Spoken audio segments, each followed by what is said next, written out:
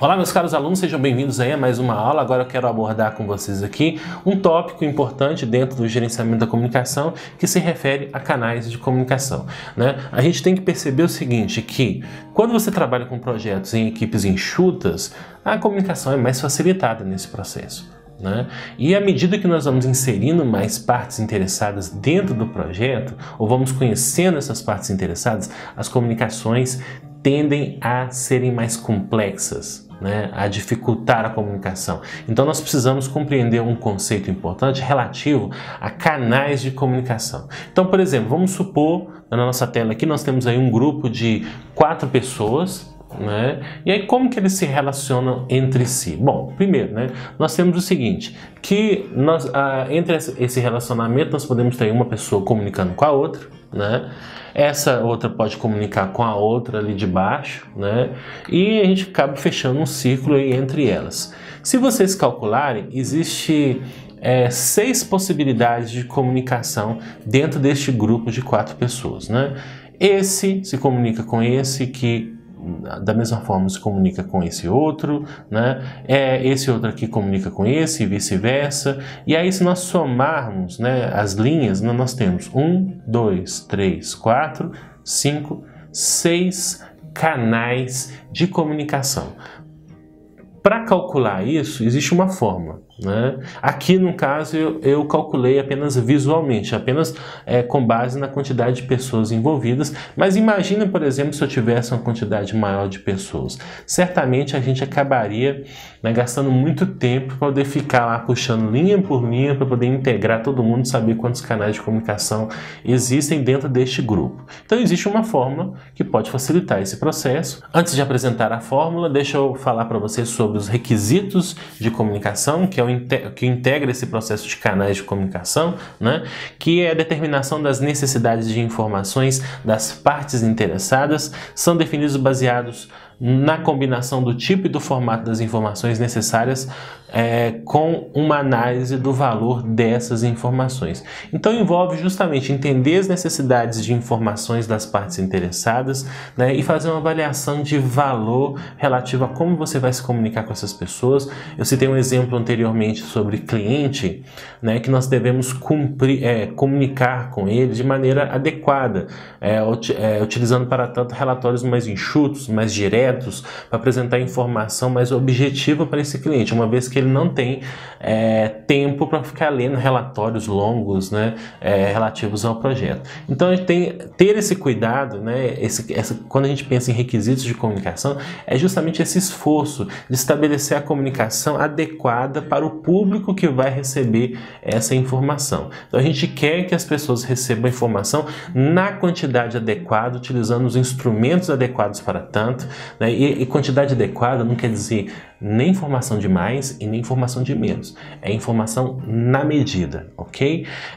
Para determinar adequadamente os requisitos de comunicação, é necessário calcular o número de canais ou caminhos de comunicação em potencial como um indicador de complexidade de comunicações. Então nós temos este aspecto importante relativo a estabelecer, né, no caso, a estratégia mais adequada com base no número de canais de comunicação. E para a gente atingir esse objetivo, existe uma fórmula que pode ser utilizada, e essa fórmula a gente pode ver aqui, né, que é o N, né, que multiplica o N menos 1 dividido por 2, né? Esta é a nossa fórmula utilizada para calcular a quantidade de canais de comunicação em um determinado grupo de partes interessadas ou mesmo dentro da equipe do projeto. Agora, existem situações, né, uma vez que você conhece essa fórmula, você pode aplicá-la para poder responder alguma questão do exame PMP ou CAPM, mas existem algumas situações que são apresentadas que visam às vezes confundir um pouco e te levar a registrar a resposta errada. Então eu quero apresentar para vocês essas 3 situações que envolvem canais de comunicação que você tem que ficar atento. A primeira delas é o seguinte: quando você lê uma pergunta do exame PMP, primeira coisa, gente, importante, calma, ok? Você tem tempo para poder fazer a prova, né? Algumas questões vão demandar mais tempo de você, outras menos tempo. A gente vai ajustando isso à medida que a gente vai fazendo a prova real do exame PMP, ok? Primeira coisa então que eu quero enfatizar é atenção, muito cuidado, porque nessa hora que você está respondendo as questões da prova, é um momento às vezes de ansiedade, né, de nervosismo, e portanto você pode às vezes ler a questão muito rápido e não prestar atenção em pequenos detalhes. Esses detalhes podem se relacionar, por exemplo, observar se a questão te considera na contagem dos integrantes do time, ok? Então às vezes tem uma questão que fala assim, né, você está num time com mais 4 pessoas. Você está num time com mais 4 pessoas, são quantas pessoas? São 5, contando com você, né? Agora, num projeto de 5 integrantes, você não vai contar você. Já está falando, né? Um projeto tem 5 integrantes e quer saber, às vezes, a quantidade de canais de comunicação, ok? Se houve alteração no número de membros da equipe do projeto, a questão pode querer saber quantos canais foram adicionados. Essa é uma segunda situação, ok?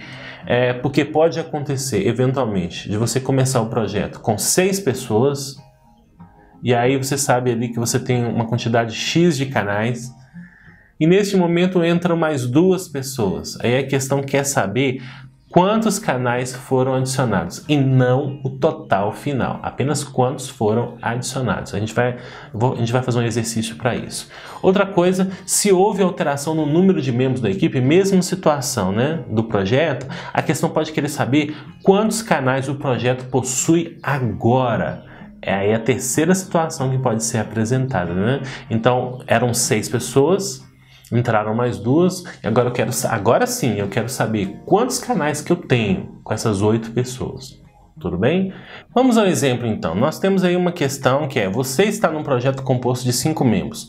Quantos são os canais de comunicação? E aí nós temos 4 alternativas, né? A primeira coisa que a gente tem que prestar atenção é o seguinte, que em relação a essa questão, olha só, ela está falando, você está num projeto composto de 5 membros. Não é você e mais 5 membros, você já está inserido entre esses 5. Então é você e mais 4, concordam? Então o nosso N da nossa fórmula é 5, e aí eu vou aplicar a fórmula N, né, que multiplica N menos 1 dividido por 2, ok? E o N é igual a 5, portanto a gente tem 20 dividido por 2, que vai ser igual a 10, né? Cuja alternativa se refere à alternativa B, ok? Então vamos a mais uma questão. Olha, mesma questão. Você está num projeto com mais 5 membros. Quantos são os canais de comunicação? Então, você está num projeto com mais 5 membros. Olha só. Então, é você e mais 5 membros, né? As alternativas são A, B, C e D, 15, 10, 18 e 16, respectivamente. Então, o nosso N seria igual a 6, que é você e mais 5 membros. Então, ficaria, né, justamente o 6 menos 1, que vai dar 5. 5 vezes 6, 30, né, dividido por 2, que é igual a 15, que se refere à alternativa A. Tudo bem? Vamos a mais um exemplo então, né? Em um grande projeto de telecomunicações haviam 6 membros no time. Posteriormente, com o aumento do trabalho, a equipe aumentou para 8 membros. Quantos canais de comunicação o projeto possui? Nós temos aí 4 alternativas, 28, 15, 8 e 13. E aí pede para que você... a pergunta é, né, que nos interessa aqui, quantos canais o projeto possui agora, ok? Então o que houve antes não me interessa, eu quero saber como que é agora. Então nós tínhamos no momento anterior 6, que é apenas para poder te confundir, ok? Uma questão apenas, essa informação apenas para te confundir. Depois entraram mais pessoas, né? E a equipe aumentou para 8 membros. E, portanto, basta apenas eu aplicar aí a fórmula, que vai ser, né, no caso, o nosso N vai ser igual a 8, né? Então, 8 menos 1, 7, 7 vezes 8, 56, dividido por 2 é igual a 28, que corresponde à nossa alternativa A. Deu para perceber, gente? Então, né, é simples, né? Nós, aqui no caso, nessa questão específica, enfatizando mais uma vez, o que eu quero saber é o agora. Como que está hoje? Se tivesse saído pessoas, eu teria menos canais. Como entraram, eu tenho mais canais. Essa é a informação que me interessa agora. Agora vamos ver mais uma questão, né? uma questão parecida. Em um grande projeto de telecomunicações haviam 6 membros do time. Posteriormente, com o aumento do trabalho, a equipe aumentou para 8 membros. Mesmo enunciado. Só que agora a pergunta é diferente. Olha, quantos canais foram adicionados? É isso que eu quero saber, né? Então nós temos aí nossa alternativa A, B, C e D, né? E a grande sacada aqui para resolver essa questão é o seguinte, olha, você precisa calcular a quantidade de canais que você tinha antes, a quantidade de canais que você tem agora e subtrair esse por esse, ok? Então, quanto que eu tinha antes? Eram 6. Então, nós aplicando a fórmula ficaria, portanto, 30 dividido por 2, que equivale a 15. Essa é a quantidade de canais que eu tinha antes. Aí entraram mais membros, né? Aumentou para 8. Agora nós temos um N de 8. Então, 8 que multiplica 8 menos 1 dividido por 2, dá 56 dividido por 2, que é igual a 28. Aí, para eu saber quantos canais foram adicionados, eu preciso pegar o 28 e subtrair por 15, né? E essa conta equivale a 13, que seria, no caso, a nossa resposta D. Então, tá vendo, né? São questões fáceis de serem respondidas, a gente só precisa ficar atento ao enunciado da questão. Normalmente, esse tipo de questão, a gente responde de maneira rápida, a gente consegue economizar um tempo bacana para responder outras questões dentro do exame PMP, mas a gente tem que tomar cuidado, tem que ler direito, tem que ver o que está pedindo na questão para a gente poder respondê-la de forma adequada. Então a gente se vê na próxima aula, um abraço, até mais!